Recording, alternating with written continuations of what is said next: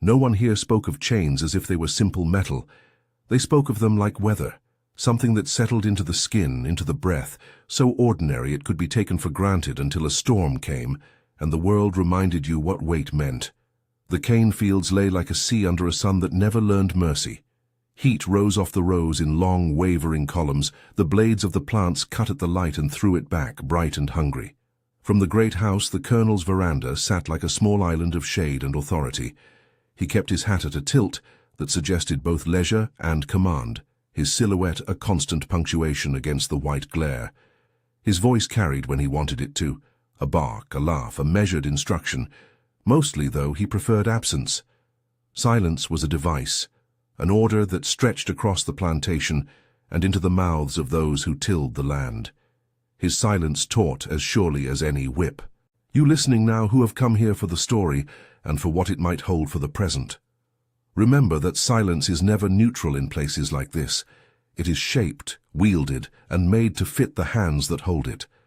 The Chenzala, rounded huts for many, a single word that held 1,000 small intimacies, sat at the far edge of the property, near the rise where the soil already remembered the sweat of generations. At dusk, you could hear a chorus of the small human sounds that made up a night. A pot clinked, a child coughed, a voice hummed half a tune, then swallowed it when the night felt too public. These sounds were measured. They were kept small, so the House Grande's ears would not find them contentious. If you want to keep stories like this from fading, follow this channel. The people in the fields moved with rhythm born of habit and necessity. Morning belonged to the fighter, the overseer who carried the plantation's quiet cruelty like a second skin. He arrived on a horse that smelled of dust and sweat, with a whip slung over his shoulder more to impress than to strike, though it could be both. The Kapangas, lean men with mouths that laughed at the wrong things, followed him, their boots cutting small crescents into the earth. They called the roll, they watched the scythe hands, they noted all departures from the expected measure of work. A missed step, an unhurried breath, a glance that lasted too long. The plantation taught the watchers their trade. Bento moved through this life as if it were a second language he had learned to understand, not to speak. He was neither the first nor the loudest among the enslaved. He was a man whose silence held space for observation. His hands were wide with calluses, the kind earned by long seasons. When he walked the rows, he seemed to listen to the cane itself, the rustle like a living counting that kept time for what happened and what would happen. Rosa worked in the kitchen. Her hands had learned to translate hunger into tenderness. She was small but broad with endurance, her laugh a brittle thing kept for rare moments. She moved through the Chenzala, carrying pots and memories alike, the way a wound would close and then open again under a thin breeze. Rosa's care was not sentimentality so much as a practice. She tended to the ill, folded clean cloths, mended a child's torn shirt, and quietly named the dead. The things she said most often were not about faith or fate, but about who needed another bowl of stew, and who needed someone to sit with them while the fever moved through. She believed, in a practical way, in small resistances. Elias was older than most. He had a face like the land, weathered, with gullies of experience that made strangers think of stories they would never hear. He worked the cane with an economy of motion. He sang sometimes, not loudly, a voice that had patience in it, and a grain that made the other men quiet in respect. Elias spoke when it mattered. He had once raised a small complaint about the river that ran too shallow at a certain season, and was answered with a purse of coins and a night in the stocks. That day he learned that the value of a voice was less than the cost of using it. The colonel cultivated a particular aesthetic of quiet. He knew the power held by long silences and practiced them with exactness. In the house, his silence was the hinge by which other actions swung. A look from him could stop a man in mid-step. A silence at a table made some confess offenses they had never intended to speak aloud.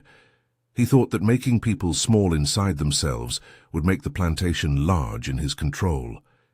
He did not think of the ways silence listens back, stores what is said elsewhere, weighs what is withheld. Daily life on the estate had a measured inhumanity. The distribution of food was a ritual of numerical calculation and moral lesson. 1 handful more for the favored, 3 less for the one who had looked at the colonel's horse the wrong way. Public humiliation was a civic duty performed with the same formality as the planting schedule. It was not always about breaking bodies. It was often about breaking speech. A man could be forced to kneel and apologize for imagining supper would be enough. A woman could be set by the road to be stared at until she retreated inside the thin, private walls of her hut and spoke only to the darkness. Small indignities accumulated like dry lightning. They did not flare every day. Often they were economical, applied with the same intent as a nail driven for construction.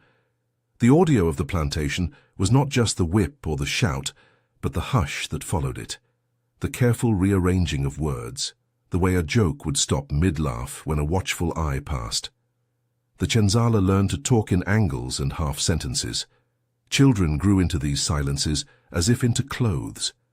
There were nights when the house's lamps burned later than usual, when visitors came and the men at work could hear the colonel's laugh bleed thinly across the fields at dusk. On those nights, the Chenzala's laughter shrank further. The colonel enjoyed the theatre of scarcity. He liked to make an audience of the quiet. Bento kept his head low, but his eyes were always cataloguing. He noted not just the fighter's manner, but the fighter's habits, the way the overseer tended to stumble when he had had a bottle too many, the 2 men who left the work party at noon to go to a back room and did not return for 20 minutes, the seam in the kitchen door that squeaked one way, but not another. He learned shifts like a cartographer learns landscapes, by repetition, by measuring the small inconsistencies that revealed a larger truth. When Elias collapsed, it was not the kind of thing that arrived with drumbeat. He simply did not rise for a row one morning. The sun was already high. The men had been at their blades before it fully cooled the air. He was there, then he was not. At first, the men gathered in a quiet knot, exchanging quick, thin words. Then the fighter came, and the distance between his horse and the fallen man seemed to widen into a sentence. He dismounted with a grace that made no pretense of worry. A man could be ill, they all knew, but illness on a plantation often had the shape of accusation. Weakness in the body became a crime against the work. Elias had spoken days before that something in his mouth felt wrong, a swelling, a soreness that did not recede. He had mentioned it in the way one mentions a weather change, casually, the way you say a road is worse than it was. The colonel heard it like offense. To name pain as a complaint was to suggest a limit, and limits were discomfort he loved to remove. The punishment was not an accident of rage. It was a carefully arranged lesson. The colonel chose to make silence visible. He called Elias to the veranda in the midday glare so that all could watch the pedagogy take place. The men and women gathered at a respectful distance. The Kapangas formed a thin line like a border. The colonel seated himself and looked upon Elias as a man might look upon a small, insolent creature, something not to be attended to with mercy, but with a demonstration. Words poured from the colonel that had the calm cruelty of a public reading. Reasons and righteousness, a catalogue of grievances. The overseer recited supposed offences. Elias listened, his body stooped but not pleading. He did not beg. When they compelled him to unveil his mouth, it was like a ritual unveiling of accusation. The act that followed was meant to carry a message for every open mouth on the plantation. Speak again, and this will be the consequence. He had his mouth sewn. It is necessary in a story like this to pause on the fact of the act and not on the detailing of its mechanics. The horror here is not in the stitches, but in the symbolism. A living human, already pushed to the edge by toil and indignity, was altered into a mute exhibit meant to teach obedience. The crowd watched the colonel's will made literal. The fighter nodded, as someone appointed to enforce the aesthetic of power. A murmur went through the Chenzala the next day, and for many days after. Some of it fear, some of it an animal sympathy that overwhelmed fear in sudden surges. Elias's breath changed. Silence does not erase sound, it shapes it. Even mute, he could communicate in ways that a colonel could not dominate, through the set of his jaw, the angle of his shoulders, the way he would press his lips together as if remembering words. He tried to drink, to eat, but each swallow became lit with difficulty. Infection set in not as a theatrical downfall, but as a quiet rot, a thing that spreads where no one looks directly.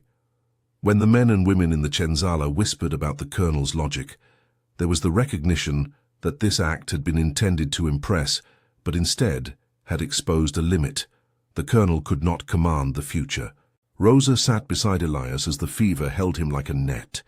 She wrapped thin cloths, fed him what she could, and named the dead to keep account of what the world stole. Her voice in those moments was like a small lamp, steady, necessary. She blamed herself for small failures the way those closest to care often did. She who tended to others felt that tending had not been enough. Elias died in the quiet that he had been forced into, and the Cenzala learned a new detail about what silence could do. It could be a slow, mechanical killer. The colonel's expression the day after the funeral was unreadable, as if he believed that eliminating a voice had cemented obedience. He did not register the way the men and women exchanged glances that did not resemble submission so much as calculation. Grief made some people small in ways that served the plantation. Grief made others, like Bento, slowly measure their losses and think arithmetic of consequence. Rosa grew ill in the months after Elias's death. Fever did what the plantation had often failed to accomplish through policy. It starved her of energy until strength was a scarce currency in the Cenzala. Bento watched her fade with a kind of precise mourning that held both sorrow and an unnamed obligation. He would bring water and rest where he could. Sometimes he sat outside her hut and listened to her breath calibrate into a thinner rhythm. There was no melodrama in their closeness, simply two people who had made a life inside the margins and measured what they could keep. In the days that followed, the small rituals that had smoothed life frayed. The fighter grew more impatient, slapping a man's back for a stumble that would not have earned that reaction before. The Kapangas whispered about exemplary punishments as if they were a menu to choose from. The colonel kept mostly to his veranda, watching, biting a small edge of his nails until they showed white. He liked the taste of control. He believed that if he could take the voices away, he had secured a kind of permanence. Bento's silence, however, began to shift. It did not become speech suddenly. It arranged itself into a different kind of practice. He began cataloguing in new ways. The fighter's night walks, the merchant who came on market day and passed through the servants' hall with pockets full of spoils, the sentry who stood near the storehouse and always drank a little before his watch. Where once he kept to the rhythm of survival, he now kept to the rhythm of observation as a tool. He watched the colonel's dinner times, the way his hand lingered over a wineglass as if the noise of drink could fill a silence the colonel had cultivated. Bento's thinking was not dramatic. It was arithmetic. He counted guards not out of bravado but from knowledge, 3 on the east gate at dawn, 2 at the north gate by noon, 1 who walked the perimeter at night and often fell asleep under the same mango tree. If you measured power not in men but in rhythms, you could find the gaps. The idea of retaliation lived in the Cenzala as both a sickness and an answer. Some spoke of running, others of selling themselves to be nearer kin and therefore safer. Some spoke in fevered whispers of violence in the purest sense of revenge. These voices were half hopeful, half terrified of their own appetite. Bento did not think of vengeance as a cure. He recognized what they had done to Elias and saw in that act a logic that could be inverted.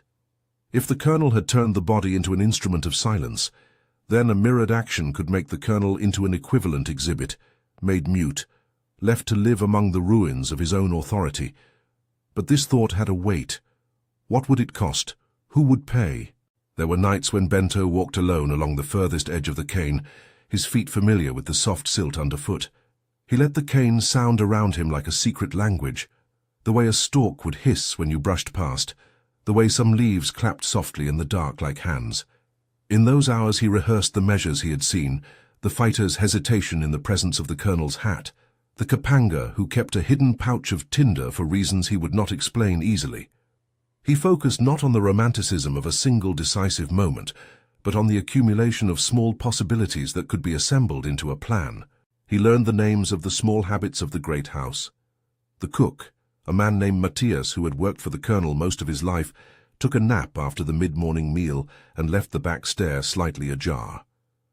The gardener, whose hands were rarely seen by the Cenzala, often slipped out and took a path behind the slave quarters that bypassed the main road. Theft, in small measures, was a part of survival, Open theft was also a part of how the colonel measured loyalty. No single detail was decisive, but together they made a map.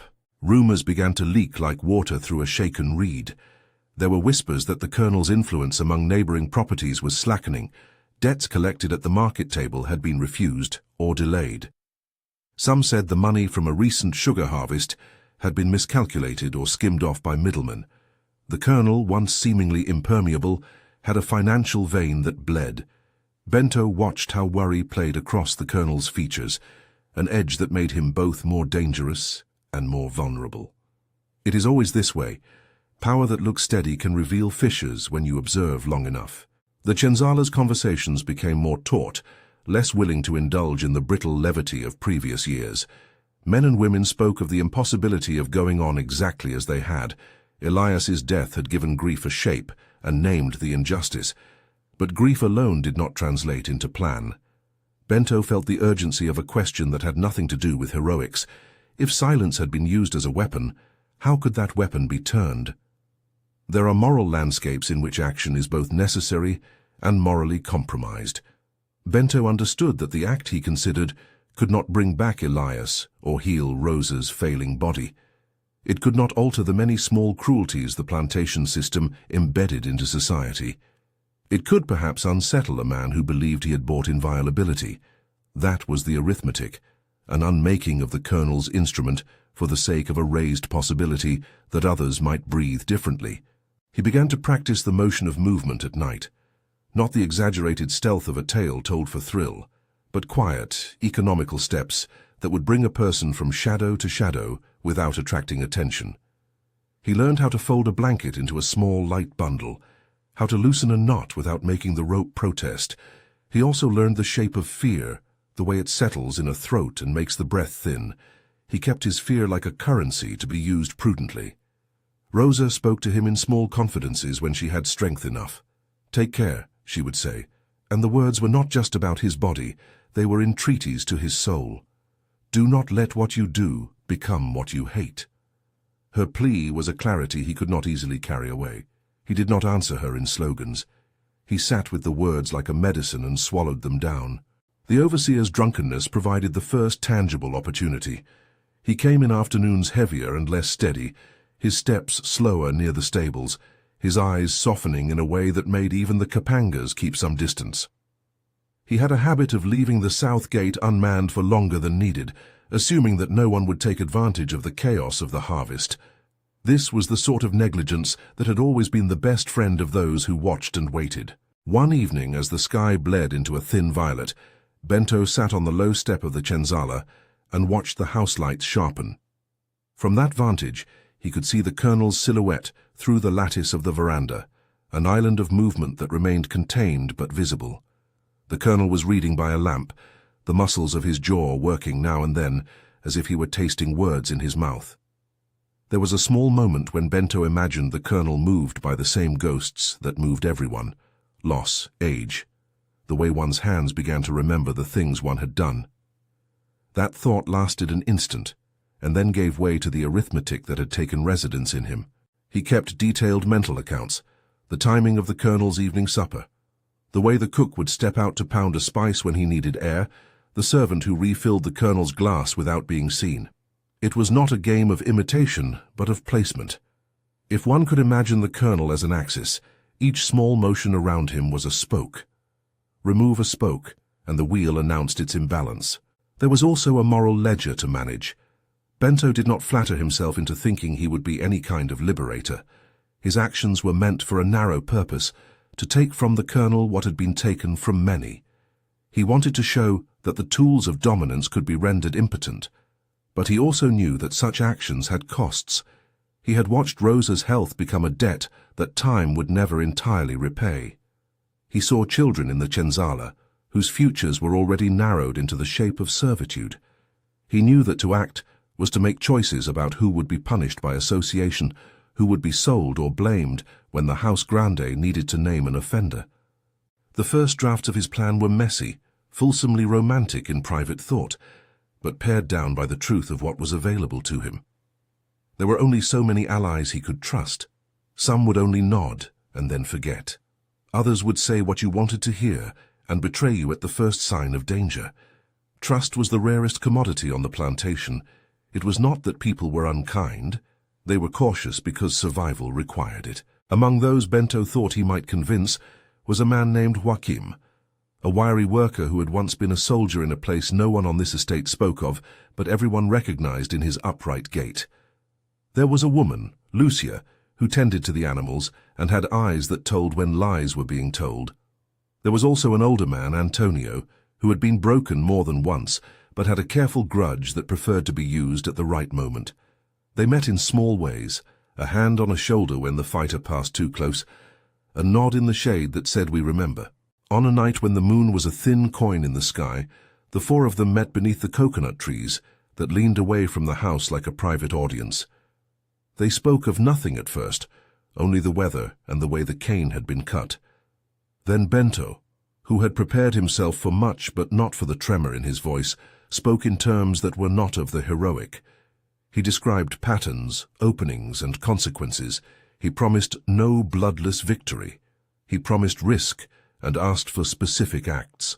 Watch the gate at midnight, keep the south path clear of wandering animals, lay small, plausible trails of distraction. They listened with faces that were both frightened and relieved, to be told how to channel feeling into motion, and yet the moral weight of what they considered lingered. Antonio, who had lost sons in a different man's fight, said nothing for a long time. His silence was like a bell. When he did speak, it was small and precise. We cannot unmake what has been made. We can make it different for a time. That was all. It was enough. In the days after these meetings, the plantation hummed with its usual business. The colonel ate, the overseer walked, the Kapangas quarreled over cards and small grievances. But inside the rhythm there was now a different tension, the knowledge that something was being assembled. Men moved with new secret purposes. Lucia's eyes were sharper. Joachim kept his hands near the tools he might need. Bento's plan was not to kill the colonel. He believed that killing would elevate the colonel to martyr, would give his enemies a symbol to rally around, and would ruin any fragile moral claim the Cenzala might have. His idea was harsher in some ways, to make the colonel live within the very sentence he had tried to impose upon others, to make him mute, to leave him with a living punishment that would erode the spectacle of his power. He imagined the colonel awake to the awareness that his voice, a tool he had used to shape obedience, was gone, and that others could still read what had been written into his silence. There was a practical side to the thinking as well. The act would be symbolic, yes, but it would also cause the colonel to be treated differently by other property owners, by solicitors, by the men who once deferred to him because of his utter decisiveness. A man who could not speak, could not readily command agreements at market or demand labor from neighbors. The plantations standing in the district would wobble, and once a standing wavers, the wheels of economic support that kept a man like the colonel whole could begin to loosen. But even as Bento arranged the arithmetic, he rehearsed in his mind the faces of those who would bear the immediate burden. Rosa, whom he loved in the specific human way that made her needs palpable. Joachim, whose family might suffer reprisals. Lucia, who had small children that could be claimed and sold on a whim. To plan was to make moral choices immediately and to guess which consequences one could live with. The colonel, as the story of the plantation would later construe, loved the notion of silence as order. He thought if mouths were closed, everything would fold neatly into his command. He did not reckon with the fact that silence gathers things, the murmurs, the unsaid truths, the calculations of wrongs, and stores them like sediment. Silence can become a record as stubborn as any written account. He had built an empire on the idea that to take speech was to take history.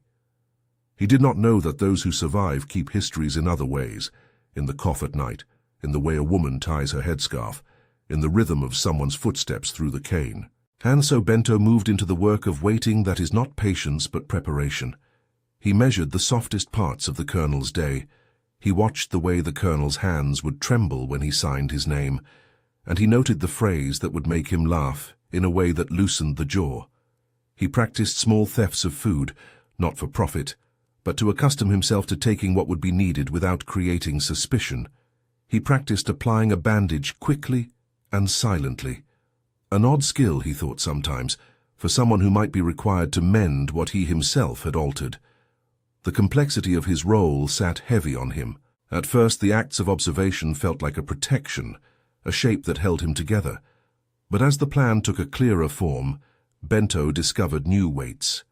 He would wake at odd hours with a taste of iron at the back of his throat, the taste of fear and of the possibility that fear would become territory. He would look at Rosa and see maps of loss sketched into her face. He would listen to children play and know how quickly their laughter could be used as an accusation against those who allowed them to be free. The moral arithmetic he had once reduced to a calculation grew like a shadow. It is important to say here that within the Cenzala, not everyone agreed with Bento's logic. There were those who whispered that the world was not changed by such acts, that the colonel's punishment would be a spectacle, and then the world would rearrange itself and find a crueler form to continue. There were others who thought the act necessary despite its cost. Bento accepted these divides with the careful patience of a man who understood that unanimity is a luxury in oppressed communities. He was learning to make choices without consent promised, to weigh loss and potential, a terrible kind of expertise. The plantation's sounds collected around him like witnesses, the rustle of the cane, the distant bark of a dog, the soft recurring murmur of the river at the borderline of the property. He stood often at the edge of the fields at dusk and let the sounds assemble inside him. They became a ledger, not only of what had been taken, but of what might be taken back. On a night when the moon was nearly spent and the house felt like a bone in the dark, Bento moved closer to the house than he ever had. He kept to the shadows, each step measured. He paused by the kitchen window and watched Matthias, the cook, move in his slow, habitual way. The cook's lamps were an island of warm light. The servants' steps were measured to make less noise. The colonel's own window was a pale rectangle on the upper floor. He saw the colonel settling into his chair, the lamp catching the edge of his spectacles. For an instant the colonel's head tilted as if listening to a voice that only he could hear. Bento's hand tightened around the cloth bundle at his waist, the small tools of things he might need. He did not imagine himself a judge. He was thinking in practicalities and in the shape of a lesson. He stepped back into darkness with the resolute slowness of someone who knows the stakes and knows the arithmetic of cost. His plan had a finality to it that was not celebrated by him. He felt the weight of Rosa's voice in his ear. Do not become what you hate. He felt Elias's absence like a space that needed filling, though he knew no action could truly fill it. What he did know was that to do nothing had never been neutral. Beyond the house and the Cenzala, the district slept in a way that usually suggested the plantation would continue. Dogs barked once and then stopped. Crickets managed their small, persistent applause. In the distant houses on the road, lamps went out. The world, in its silent mass, seemed to wait. Bento spent the following days in close study. The sentry's tendency to stand with his back to the river, the feeder's habit of checking his pocket watch at 10 minutes past the hour, and then lighting a cigarette if no one challenged him, the way the colonel's carriage was cleaned by two named men who always hustled back to their own chores before the mid-morning call. He mapped these small things as if he were making a chart of safe passages through stormy water. He also rehearsed the moral shape of the act. What would the plantation be after the colonel could no longer speak? Would the fighter rise into leadership with a more brutal hand? Would the local magistrate be quick to intervene and institute penalties that would punish the Cenzala instead? Bento could imagine these dominoes falling and could not in good conscience call his plan simple. He tried, therefore, to ask one simple question of himself every morning while he brought water to Rosa's cook stove. What seemed the lesser harm in a system where every option carried cruelty? The question was not a comfort, it was a tool. The Cenzala had been trained to choose from a thin menu. Bento was asking to widen it, to carve out one possibility that might tilt the balance. To do so, he needed allies and cover. He sought the small kindnesses, a man who would not speak on behalf of a crime if asked, a woman who would not be interrogated by a kapanga. He bought loyalty in small tastes of dinner he did not need. He traded favors in quiet ways. This was the work of the patient. One morning near the end of the dry season, A rumor circled the fields that a buyer from the coast might be passing through. The colonel, who maintained an interest in the market that mortgaged his dignity, went to town. His absence was a small window. It was also an omen that exposed the plantation to small, practical vulnerabilities. Bento watched him leave with the cool, unblinking attention of someone who knew that freedom came in tiny openings as often as in movements of thunder. That night, the wind fell and the cane stood like a dark sea under the stars. Bento spent hours walking the line between the houses and the fields.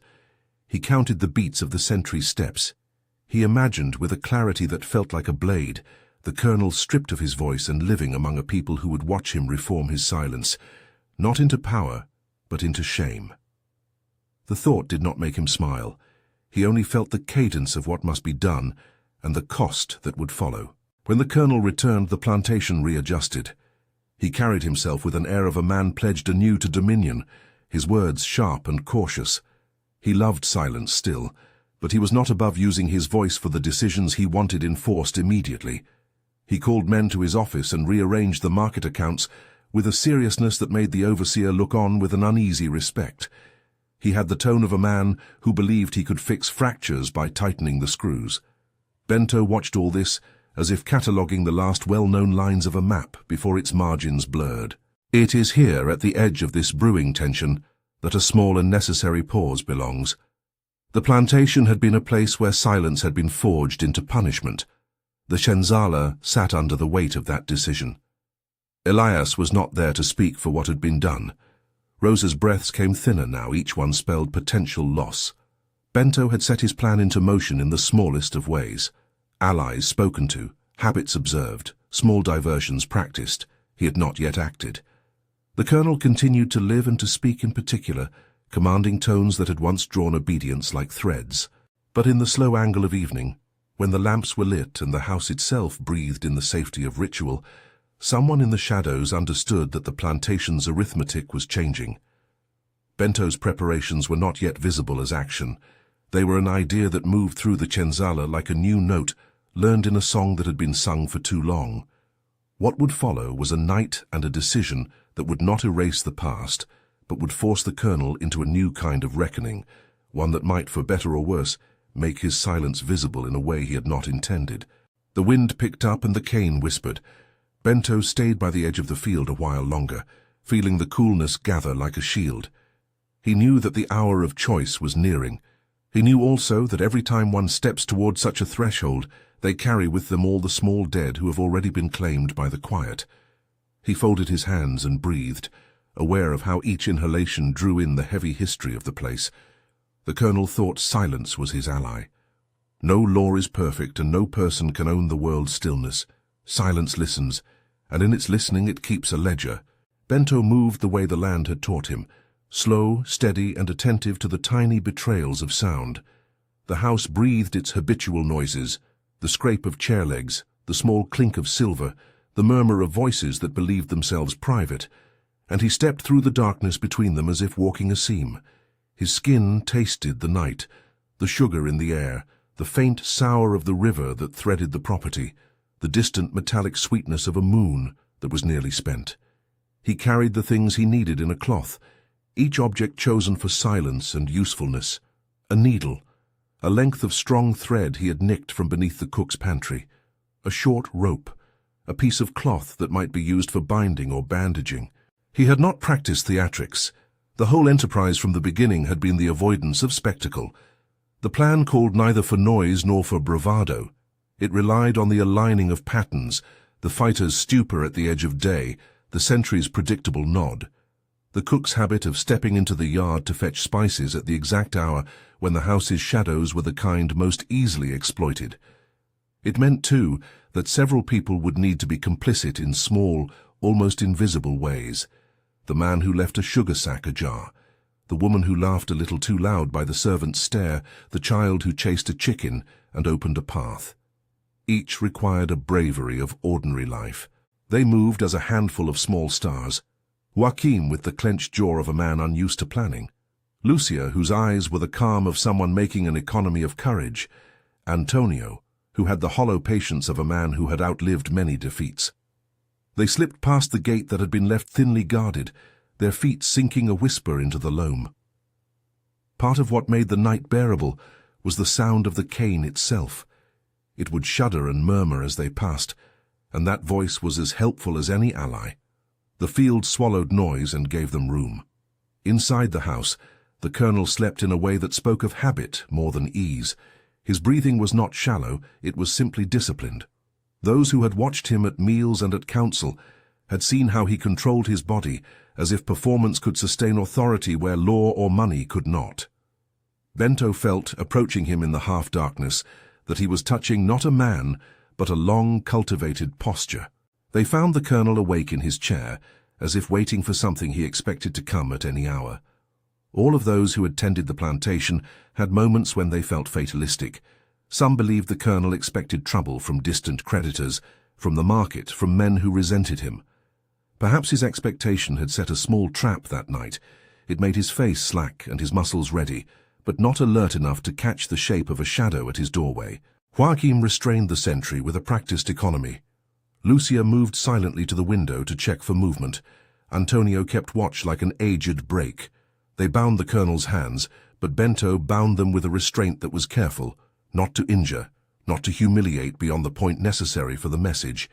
He had rehearsed the motion of these ties until it felt like a muscle memory. When the colonel's eyes opened and met him, the look was not fury at first.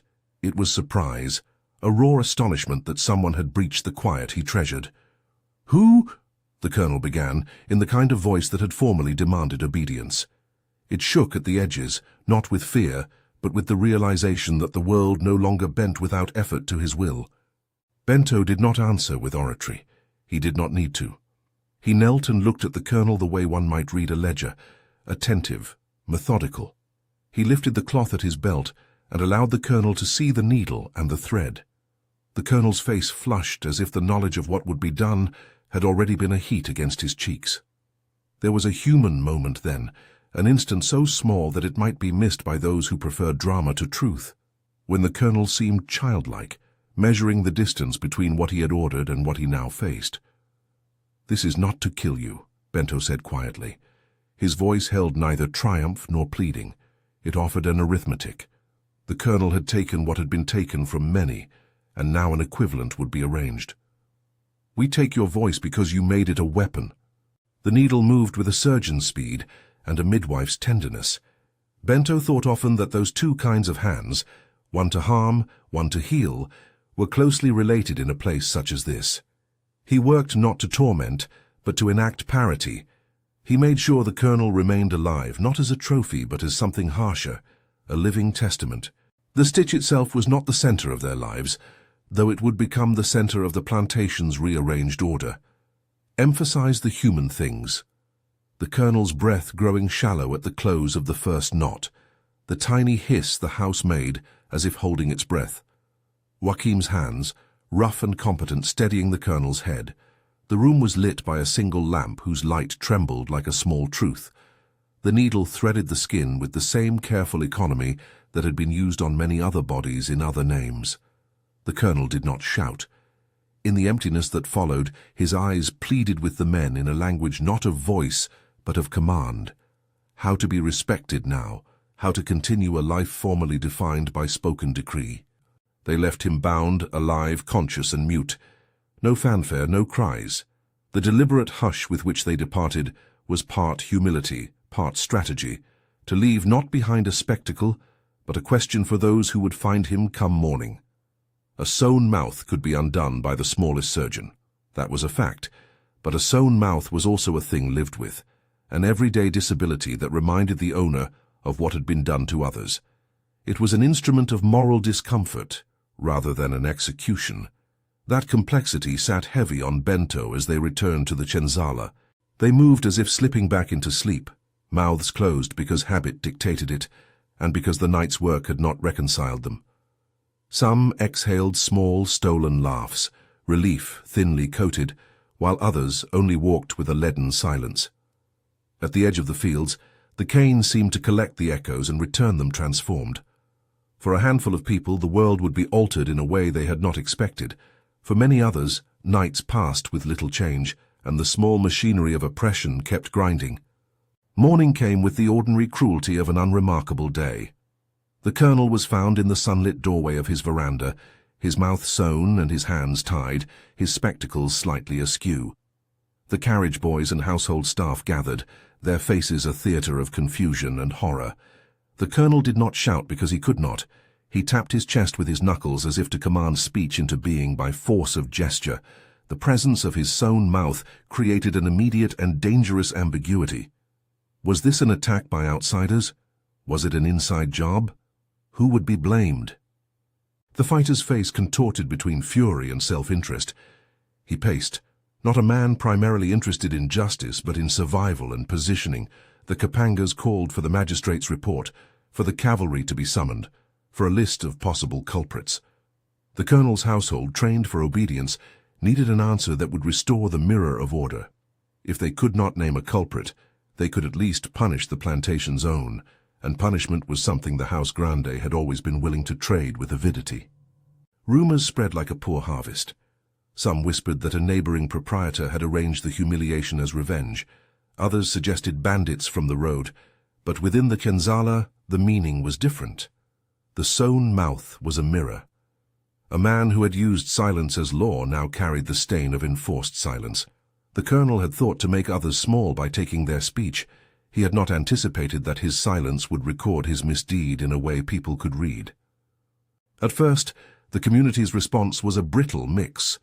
Secret smiles held like contraband behind closed eyes, and public gestures of horror that were performative. Men and women who had been witness to Elias's punishment saw, in the colonel's immobility, a small form of poetic justice. But most also saw danger, reprisal, a crackdown that could be wholesale. The plant has never had mercy for those whose plans backfire. The fighter, to preserve his own skin, instituted a round of interrogations and small penalties. A few were beaten as examples, a few were threatened with sale. The Kapangas argued for a list of suspects. The colonel, constrained, could suggest nothing, and so leaned on the machinery around him to speak in his stead. Outside authorities responded in the slow, distracted way of institutions tied to property. A magistrate came, not to demand sympathy, but to record a ledger, damage to property, theft, assault. Inspectors made notes about the colonel's physical condition and about the risk of contagion in his mouth. They recommended a surgeon from the town. The surgeon who came was cautious, morally neutral, practicing a profession that serves the living and the market. This man would be paid for mending what had been made, and crucially would be paid in a way that tended to preserve the plantation's outward dignity. The colonel, conscious and mute, was prone to long brooding stares. In the privacy of his rooms he tried to dictate letters by slow sign, but the language of commerce and law runs on sound. Without his voice, he found himself inadequate at bargaining, diminished in the eyes of peers who equated speech with authority. He sat, once an orator, now a man learning the humiliations of being unreadable. The House Grande continued its pageantry of recovery, deputations, meetings, accusations, but a small rot had entered the system. The colonel's inability to speak made him a less trustworthy partner in the networks that had once flanked his power. Within the Kenzala, the repercussions came quickly and without subtlety. The fighter, fearing the colonel's potential to place blame on him, enacted a purge of sorts. He ordered the sale of a few who had been least politically protected, men whose relatives could not easily intervene, people who had been part of the planning, those who could be identified through overheard whispers or clumsy confessions under duress, were taken. Some fled at the first scent of a search. A few were turned over, punished, and sold within weeks. Their lives traded in the marketplace where debts can be cleared with human beings. Bento watched as the consequences he had foreseen, and those he had not, spread through the community. Joaquim was arrested for a short time. Lucia's small children were threatened with removal to a neighboring planter. Antonio was brought before the fighter and questioned with a cruelty that made even the overseer look away. Bento understood these reprisals as a bitter arithmetic.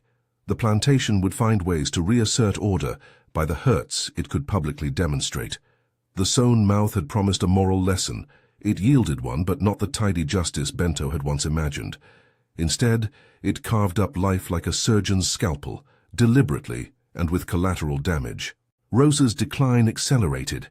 The fever that had taken her after Elias's death, slow at first, now became more unrelenting. As the plantation punished and counseled and sold, she suffered in a way that had nothing to do with politics and everything to do with the finite body. Bento carried her food when he could. He sat by her in the hours when her breath rasped faintly, and he read, out loud, because spoken words felt less like theft when they were for someone dying. He read the old songs and recited the names of people who had died in the fields, adding Elias among them. Sometimes, when speech was too heavy, he held her hand and let his fingers say what mouth could not. Rosa's death came one dusk, under a sky the color of used tin. She went without fanfare, a small exhalation after which Bento felt the room become larger and somehow colder. The Chenzala gathered for her burial with the kind of rituals people invent when formal ones are not given. They wrapped her in the cloth she had mended, and they sang softly the songs she favored, a low, repeating melody that seemed to stitch something like comfort into the cool air. Bento stood among them and felt a weight settle onto his chest that was heavier than regret. He had achieved what he had sought to do in a narrow way, yet the cost had been tallied in the small losses no ledger could easily count. There is a moral arithmetic that people in conditions like these calculate. It is not algebra, but a kind of weather knowledge. Bento had known that actions beget consequences. He had tried to take only what was due, to avoid excess. But numbers on a page are different from the weight of a person's breathe-in living memory, and the plantation measured both with a cruelty that permitted no clean outcomes. Rosa's absence left a hollow in the Chenzala that could not be surmounted by satisfaction at the colonel's humiliation. In the months that followed, the plantation's texture changed little at the visible level. Fields were cut, cane hauled, sugar boiled. Yet beneath routine, a new instability fanned the edges. The colonel, whose mouth remained sewn, found his influence shrinking. Business deals were postponed. Neighboring planters, sensing weakness, began to treat him with civility that was cheap and transactional, not reverential. Some quietly distanced themselves. Others whispered that the colonel's repute had been marred, and in a world where public face is currency, this was a blow. The law did its part, which is to say it moved with exasperating slowness. Investigations went nowhere specific. A few low-level men were tried and acquitted under the weighty testimonies of those who feared the plantation's consequences. The local court, whose interests ran in and out of systems of credit and favor, found the matter distasteful and inconvenient. The magistrates did not relish siding with those who had committed an act against property, nor did they wish to overly question a man who had been a pillar of commerce. So the sewn mouth remained the colonel's private, dirty secret. Over time, the plantation became a place lived under a new, complicated quiet. Some of those who had joined Bento's act were sold off quietly. Others escaped by night, walking away with nothing but the clothes they had. The Chenzala had fewer people in the years that followed. Children's laughter diminished. The economic strain of the region, combined with the colonel's waning credit, made the business side of the estate precarious. The sugar harvests were less predictable. The market changed. People left by degrees. Bento was not immediately sold. He knew as a fact that his role in the action made him both more dangerous and more valuable to the House Grande. The colonel, living with a sewn mouth, could not publicly execute vengeance with words, but he could enact revenge by other means. He could insist on sales to raise capital, pay debts, and reassert his presence in the market. He did. Men and women were led away, their value calculated on the basis of skill and age.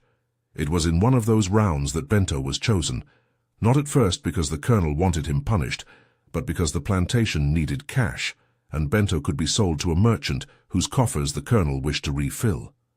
The day they bound Bento and led him toward the sale, he felt a strange clarity. The Chenzala gathered like a shoreline to watch one of its stones be cast back into the river. Their faces were not all the same. Some whispered free blessings, others could not look. Lucia's children clung to her skirts. Joaquim's jaw was set as if to dam tears into silence. Antonio touched Bento's arm and said, in a voice as thin as the wind, "We remember. Make it count." In his head, Bento rehearsed the arithmetic one more time. What was taken, what could be given back, what might be kept by memory alone. Bento was sold to a trader bound for a distant plantation, a place where the soil and the people were similar, and different in small degrees. He left at dawn, the scent of damp cane and cooking ashes slipping behind him. The ride was a blur of motion, of new men on a cart, of the landscape rearranging into new names. He carried little on his back, a few coins he had stolen once, his favorite rag of cloth, and a small strip of memory he had sewn into his heart. Rosa's laugh, Elias's eyes, the taste of the night when the colonel had been changed. That memory would be a talisman and a burden. Years unspooled after Bento's sale, and the plantation moved in the indecipherable ways of places that depend on the labor of the dispossessed. The colonel lived on for several seasons. He refused operatives who wanted to unsew him.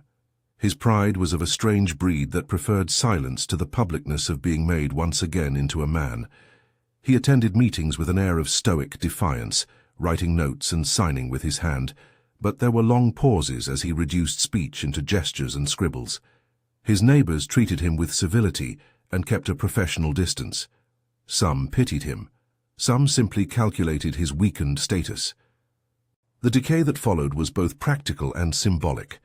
Without his public voice, the colonel's moral authority eroded. There were fewer visitors. The carriage rides became less frequent. When he died, older, a body worn, and the house colder than it had been in his stronger years, the announcement was perfunctory. The death notice read like a ledger entry: dates, kinship, property to be divided. A few neighbors attended the funeral because tradition required it. The sewn mouth, by then perhaps long scarred, was another small fact in an obituary that did not know how to weigh the life in its full complexity. The estate, as estates often do, passed through heirs with less devotion than the original owner had. The sugar market shifted. New methods, new markets, and new hands came.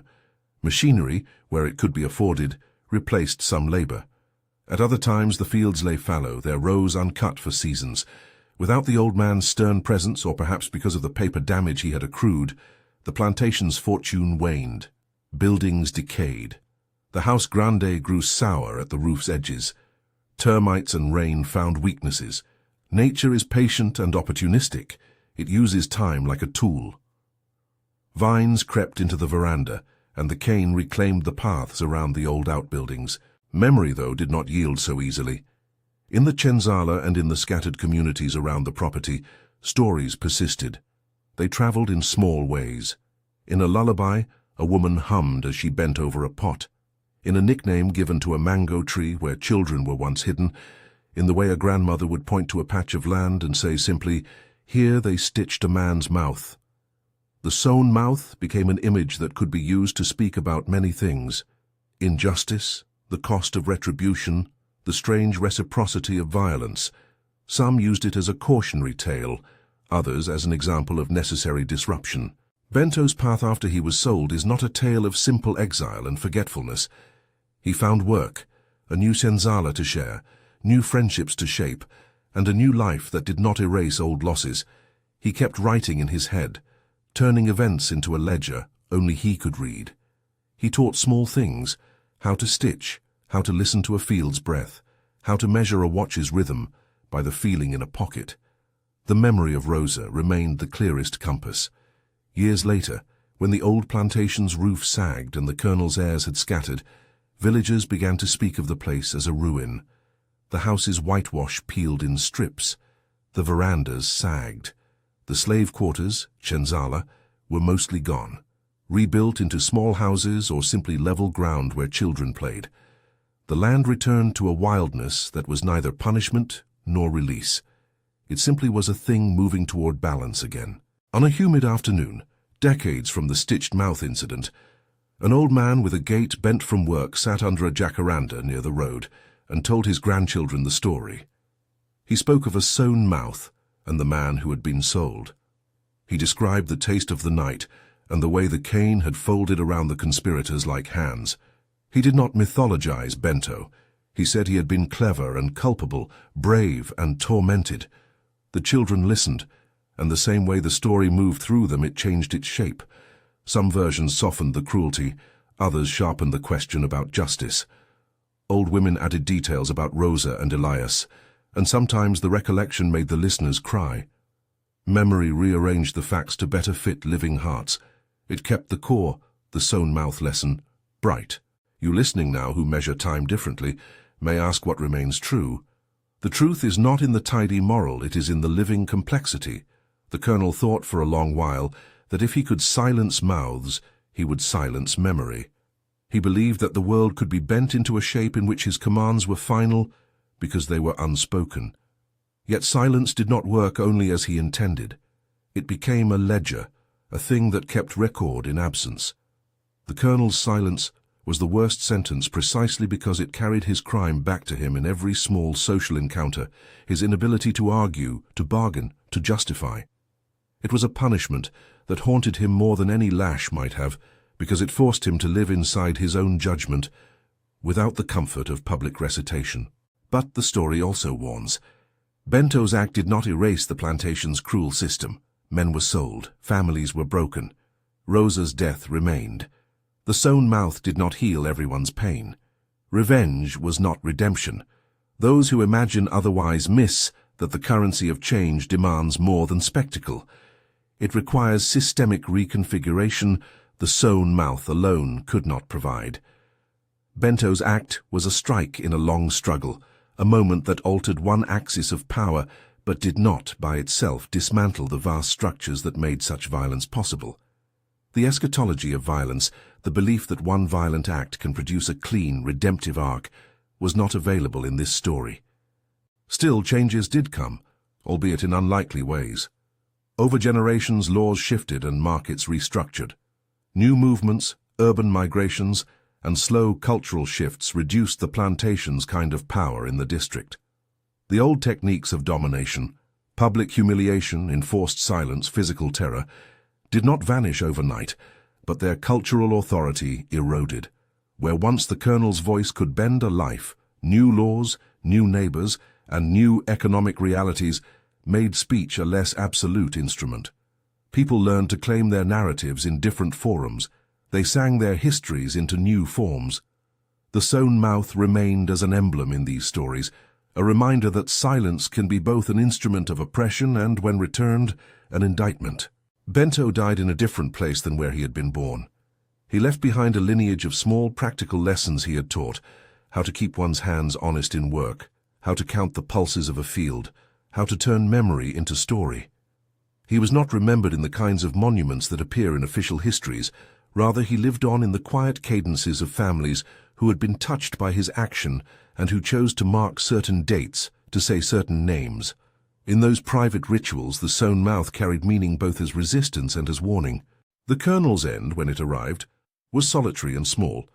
A man attending to a life that had been his to command, now reduced to the quiet of a bed, where no one could be properly heard. It is a finality that avoids the dramatic punishment some might seek, and ends instead with the slow extinction of the social power his voice once represented. His worst sentence was not a public execution. It was the ongoing erosion of the symbolic capital his voice had granted him. The sewn mouth turned him into a lesson he could not rewrite. There is an old woman now in a small town, a rusted cartwheel away from where the house once stood, who still tells the story at market. She points with a finger hammered by years to a stump where the largest mango tree used to be and says, without flourish, he thought not speaking would save him. People nod, some sober, some pleased. The children cross themselves at the memory of needle and thread. The story persists because it appeals to a moral calculus living in people. Not the calculus of vengeance, but the harder mathematics of remembering. Memory keeps a kind of law not written by judges, but by those who cannot let the past be easy. The ruins, when travelers come by and photograph the peeling veranda, are often presented as picturesque. Tour guides dress decay in romance. But if you stand in the shadow of the old house grande and you listen, there is no romance in the residue. There is a heaviness like a ledger closed but not reconciled. The cane field has become a patchwork. The river still runs, indifferent. At the edges, where the ground remembers the hands that worked it, there are small markers, a shallow grave hidden under a bush, a cross crudely carved into a beam, a stone with a name half erased by lichen. These are the true monuments. In the end, the story resists tidy closure. Its moral sight's uneasy. You who listen now might take one of several lessons: that silence can be enforced and can be returned, that retribution bears its own toll, that memory is perhaps the only public good that cannot be fully confiscated. Bento's life, like many lives in this tale, demonstrates that actions meant to right a wrong may also sow deeper, longer questions. The sewn mouth became a kind of indictment, and in time it became part of a community's way of refusing to be erased. If there is a final image that holds the narrative together, it is this: the colonel, older and less sure, sitting in a carved chair, looking out over fields that no longer respond to his voice because the voice itself is missing, and Bento, far away, stepping into new mornings with the weight of what he had done as both burden and testament. The silence the colonel cherished turned in upon him as a sentence. He thought that not speaking would protect him from consequences, but instead silence kept a ledger no money could settle and no law could fully expunge. Remembering this is the small work left to us, not to celebrate the act of vengeance, nor to pretend it redeemed everything, but to carry the story as proof that enforced silence is a form of violence, and that memory, though costly, is the only defense against erasure. Share this story, so the silence imposed on others does not become our silence toward them.